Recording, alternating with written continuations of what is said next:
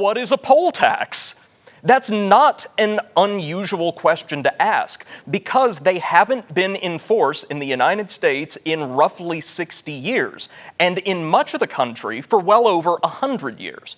But put very simply, a poll tax is a required fee or tax that you must pay in exchange for being able to cast a ballot in a local, state, or federal election. It is a fee, a charge, a subscription service for democracy, if you will, that you're expected to cover every time you pass a ballot if you live in a part of the world where poll taxes are in place. And they actually have a long and fairly sordid history in the United States.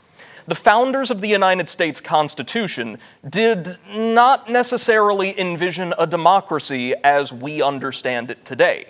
Instead, they wanted a more guided political system where individuals who were deemed elite, with higher levels of education, of sophistication, and most importantly, wealth, had greater access to political power and influence than those with less.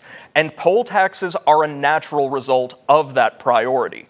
While many states at first had hardline property ownership requirements that you had to meet in order to be able to vote, meaning you had to either own enough property, assets, land, livestock, in some places human beings, or enough wealth in order to vote, with time, many of those requirements were done away with.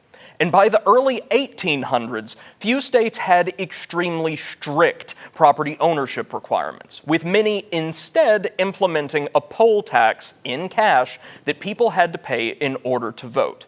But these too would be done away with almost entirely in the first decades of the 1800s, under charges from both, first, President Thomas Jefferson's Democratic-Republican Party, and then General Andrew Jackson's Democratic Party, that poll taxes were inherently undemocratic and unconstitutional, depriving people of the right to cast a vote based entirely on the amount of wealth they had.